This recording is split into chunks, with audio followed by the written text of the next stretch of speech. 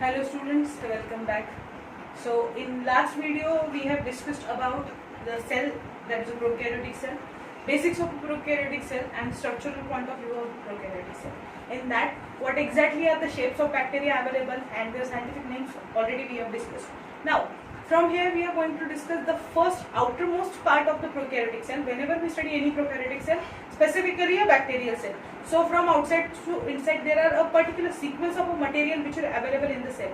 So that we are going to discuss in today's lecture. So first and the most outermost part of the cell. So here I write parts of prokaryotic cell, which includes the first part is a cell envelope.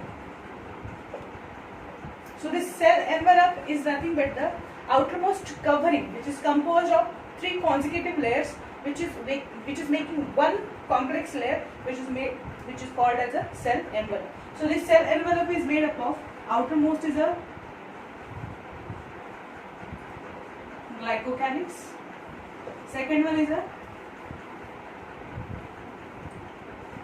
cell wall, and third one is a plasma membrane.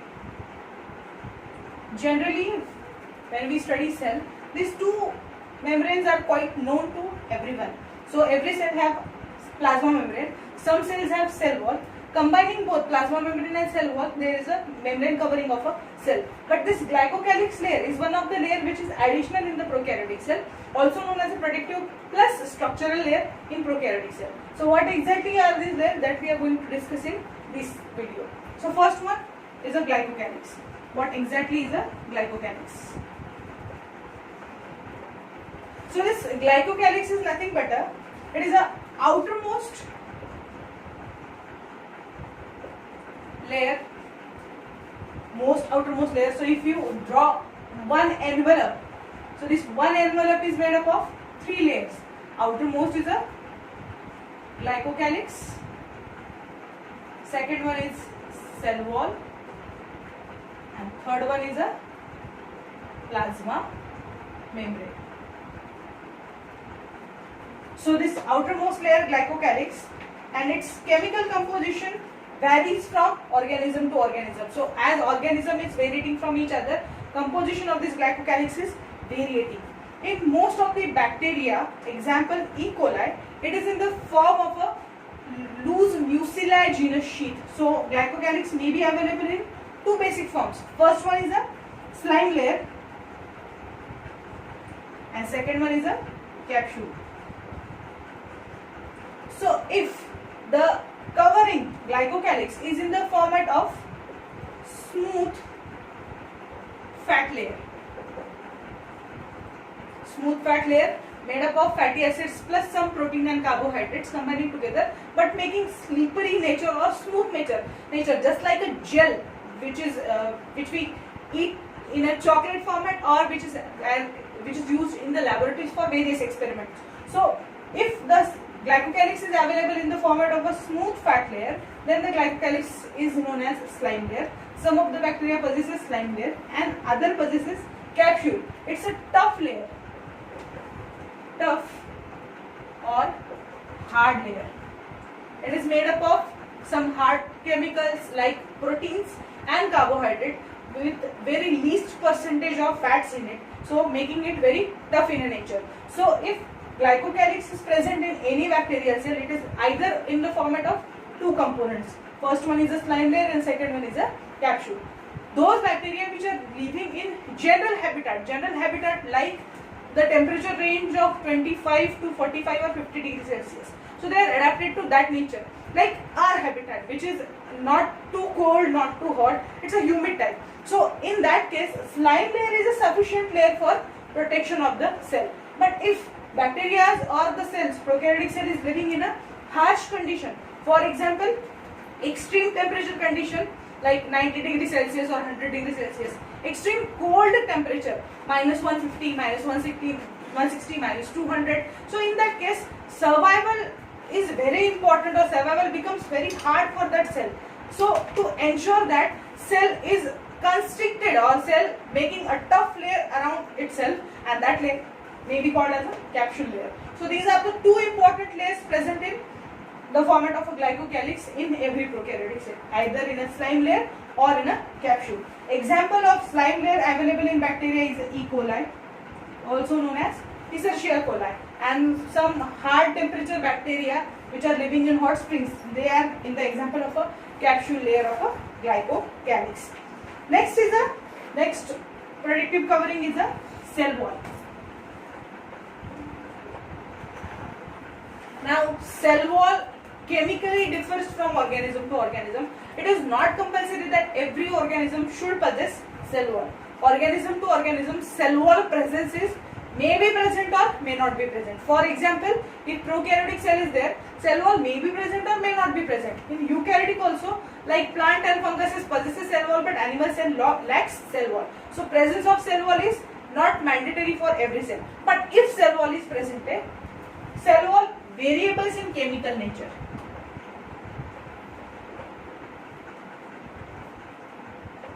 Variables in chemical nature. So as chemicals are differing, cell wall nature is also differing in the bacteria.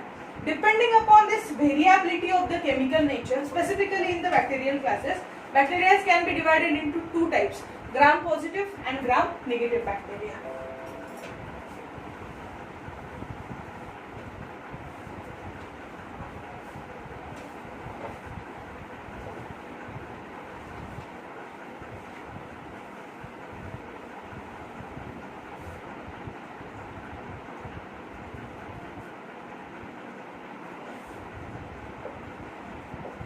On the basis of chemical nature of cell wall, bacteria divided into two types, gram positive bacteria and gram negative bacteria. What exactly this gram positive and gram negative is? So depending upon the nature of acceptability power of any color, stain or dye to show cell wall in microscopic observation, that is nothing but the staining property known as a staining. So providing color to any specimen available on the slide, observing it under microscope. So whenever you observe, if color is shown by cell wall, then that color is due to added property of a dye, any dye which is specific to that cell or that species. So this is the staining property. According to one scientist, Christian Gram,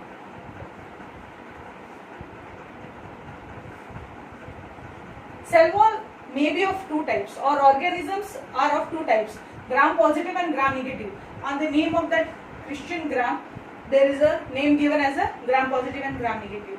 If any bacterial cell wall accepts color, accepts dye, and that dye is visible under observation, then the type of bacteria are gram positive bacteria. But if after provision of a color, if that color or dye is not visible, not available in the observation, then type of bacteria are negative bacteria. Now how is it possible to show color or not to show color? It's a chemical nature of a cell wall. Chemicals present in the cell wall are responsible for reaction with the colors. For example, the simple experiment which you have done in your 10th standard, starch iodine test. So photosynthesis is done by plant, starch is available in the leaf or not, that is tested by iodine. So if you apply a drop of iodine on the plant leaf, if its color turns to violet blue, it means starch is present. So it is nothing but the reaction of starch chemical to color chemical, and there is a color change. But if the chemical is not able to react with color, then there is no reaction and no change of a color. So in gram positive bacteria, the chemicals available in the cell wall are able to react with color provided or dye provided, and that's why there is a change in a color which is shown by a cell wall. But in gram negative bacteria, presence of chemical in the cell wall is not able to react with any color or any dye. So there is a no coloration process, or if you observe gram negative bacteria under microscope, their cell wall is not visible in any color. So this is the difference between gram positive and gram negative bacteria. Now which chemicals are present in gram positive or gram negative bacteria, that is very important. So if you consider first gram positive positive bacteria.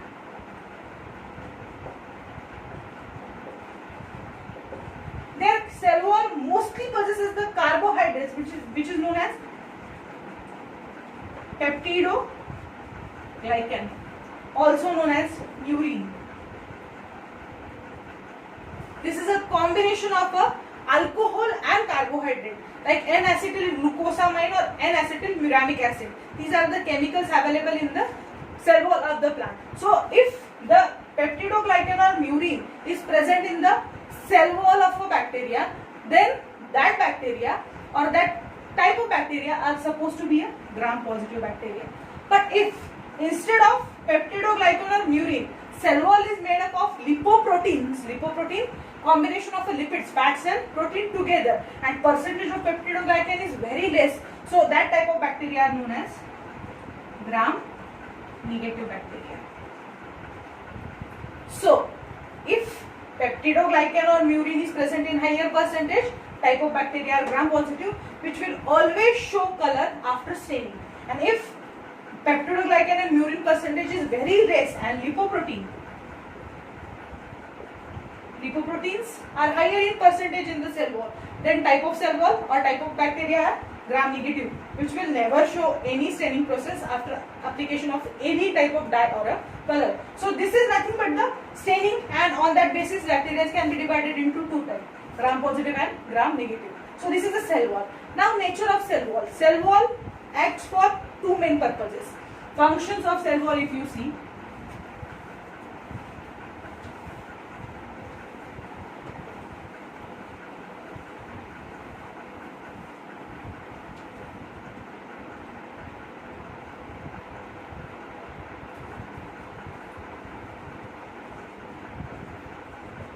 first important function of cell wall is maintain shape of the cell.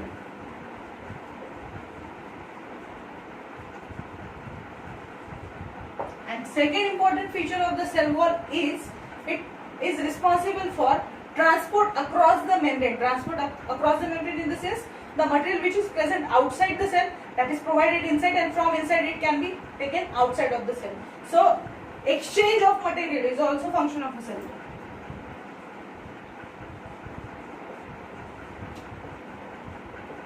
So first important function is maintenance of the shape of the cell. Second important function is exchange of the material across the cell wall. Third is that we can consider for all membrane, protection of the cell.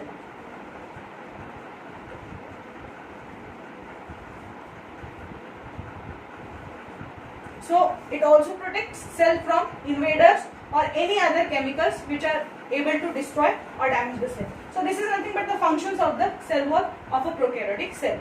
Cell wall may be available in two formats. Just keep it in mind that availability of the cell wall in two format is dependent on staining property, which is developed by Christian Gram. If gram-positive bacteria are there, it means their cell wall is made up of higher percentage of peptidoglycan or murine and lesser percentage of other chemical. But if the type of bacteria is gram-negative, it means their cell wall is made up of higher percentage of lipoproteins and lesser percentage of other chemicals. So this is nothing but the nature. Second part of the envelope, cell envelope, that is a cell wall. Third part of cell envelope is plasma membrane.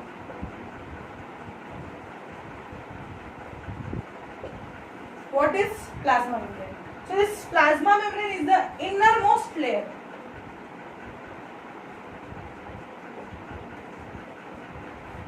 Plasma membrane is the innermost layer, and it is basically, it's a lipoproteinaceous in nature. Lipoproteinaceous means once again made up of lipids and proteins. Higher percentage of lipid followed by protein followed by carbohydrate. So if you see the structural composition of any plasma membrane, approximately 50 to 55% there are lipids, 30 to 35% are proteins, and remaining percentages of carbohydrates and other material. So this is the lipoproteinaceous layer. One more important property is it's a trilaminar. Trilaminar means one membrane is made up of three layers, three consecutive layers. So these three consecutive layers look like a one membrane, which is known as a plasma membrane. So these two are very important properties of a plasma membrane. First, it's a lipoproteinaceous in nature. Second, it is trilaminar. Trilaminar, that is, it is made up of 3 layers, which is looking like a one plasma membrane.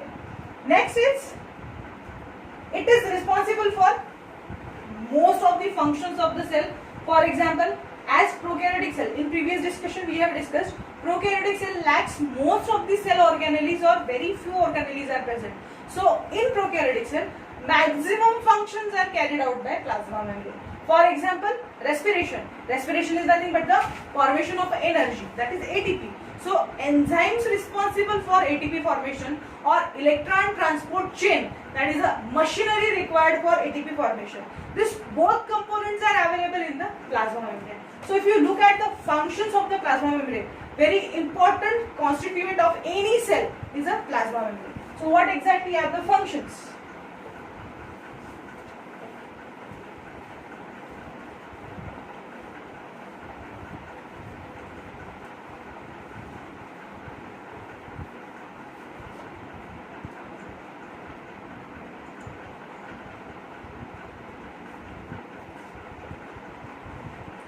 Functions of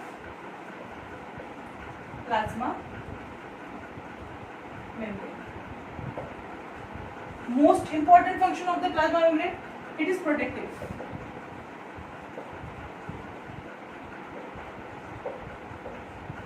Protective layer. Second, it is a site of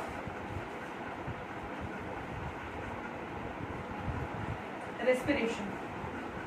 Respiration is energy production. So the enzymes required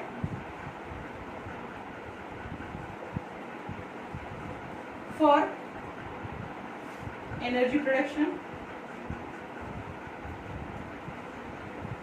and ETS or ETC, electron transport chain or electron transport system, machinery for energy production, both are present on plasma membrane. That's why important process of respiration, that is energy production, is carried out at the level of a plasma membrane. This is a very important function of a plasma membrane. Other than this, it regulates exchange of specific materials. Selective permeability.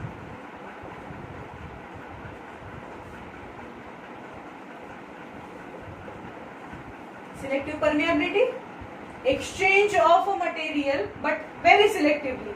If needed, transport will be across the membrane, either from inside to outside or outside to inside. So exchange of material but specific material, that selective permeability is also important function of a plasma membrane. Other than this, it is also has certain receptor molecules which the bacteria detect and respond to the chemical.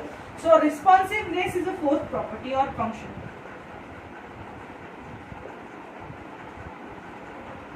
Responsiveness is respond to nature. For example, if there is a pricking of a pin on your fingertip, so we will try to take out your finger from that particular pin. So this is nothing but the response to environment. This responsiveness is present at the plasma membrane level. So there are certain type of receptor molecules or chemicals which are present on the plasma membrane which react with the environment, and there is a responsiveness property maintained at that level. So any outsider, any chemical which is trying to distract or trying to particularly destroy the bacterial cell, that is first detected by plasma membrane and further action is taken by the cell. So these are the important properties or functions of the plasma membrane of the bacterial cell. First is, it is important protective layer, protects it from environment.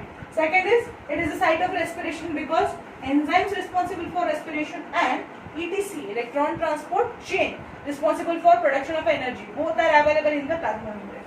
Selective permeability, that is exchange of material. It allows specific chemicals to either come inside the cell or go outside the cell. So this is the selective permeability property.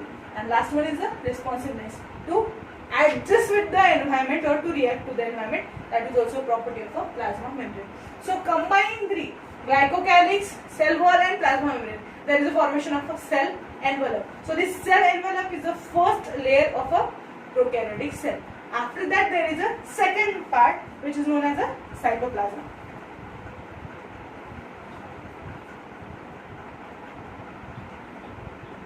Before going to cytoplasm, the modifications of plasma membrane. Modifications of plasma membrane for specific function.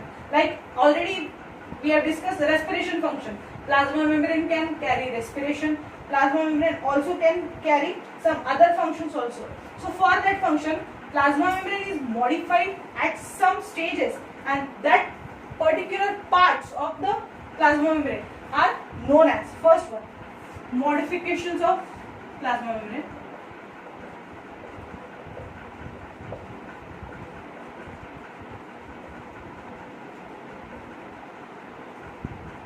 First one is mesosomes. These mesosomes are infoldings of the plasma membrane. So if there is a one membrane, this membrane will not exactly uniform. This will show somehow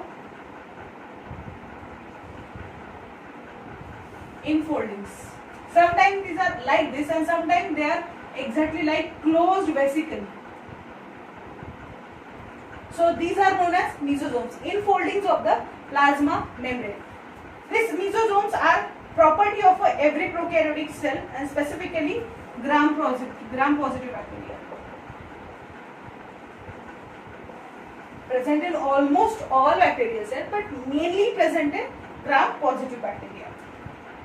They form three different structures, either these vesicles or in the format of a lamellae or tubules.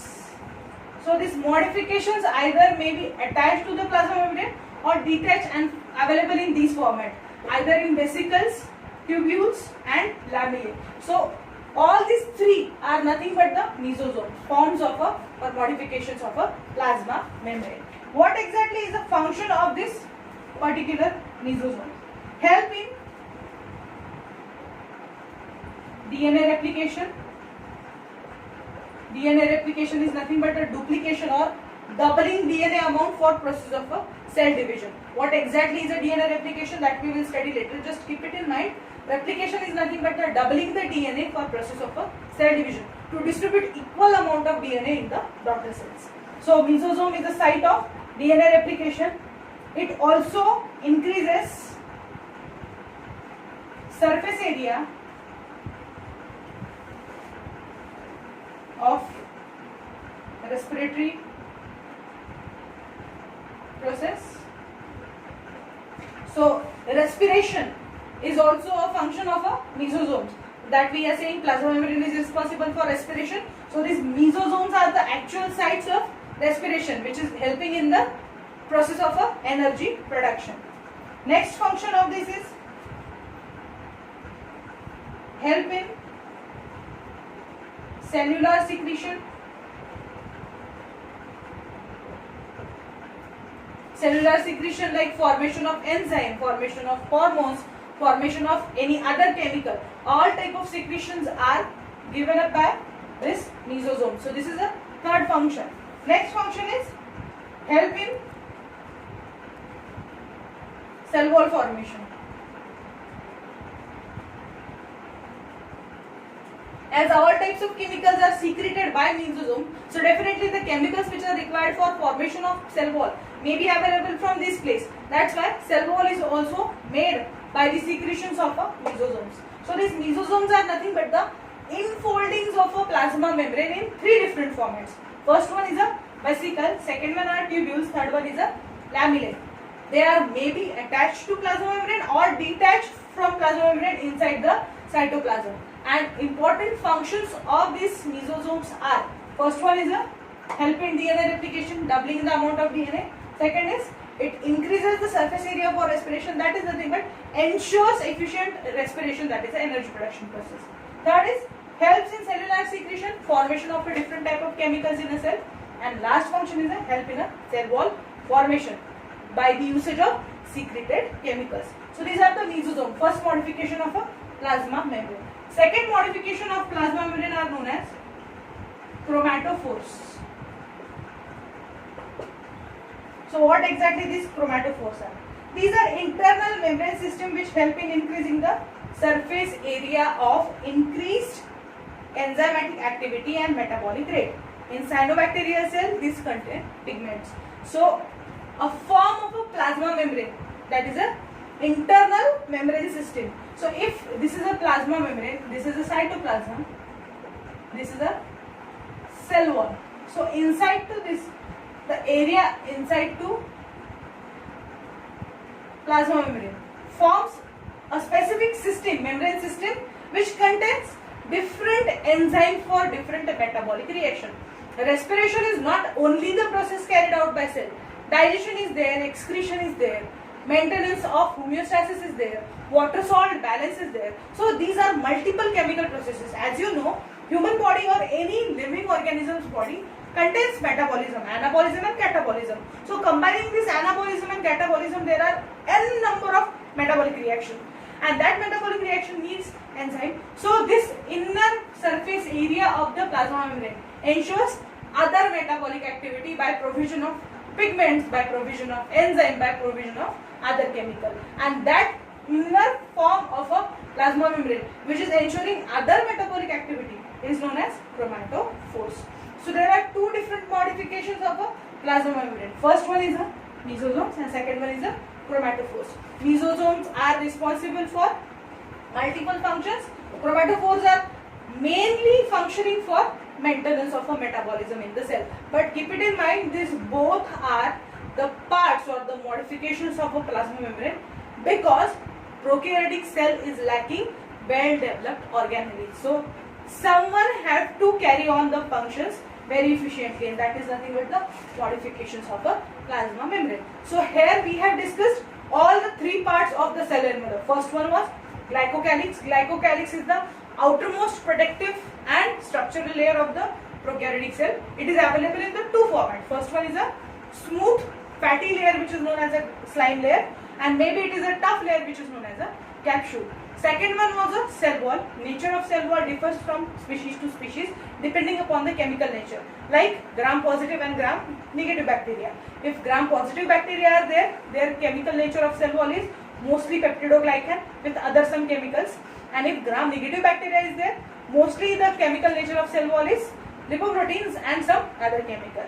The function of the cell wall is mainly maintenance of the shape of the cell, protection is there, and exchange of the material. Third one was the plasma membrane. Plasma membrane is mainly protective layer. Also, selective permeability is a property of a plasma membrane, and as other organelles are lacking, most of the functions of cell are carried out by plasma membrane by the help of modification. First modification is mesosomes and second modification is chromatophores.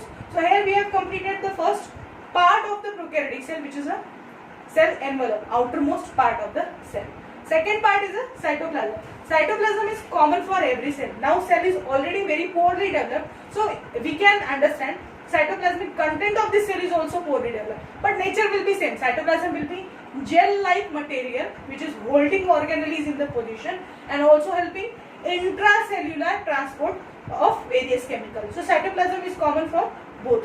Now whatever the next organelles or parts of the prokaryotic cells are there, that we will discuss in our next video. I hope these concepts are clear to you. So whatever the content is there, if any doubt, you can just ask or you can discuss with me.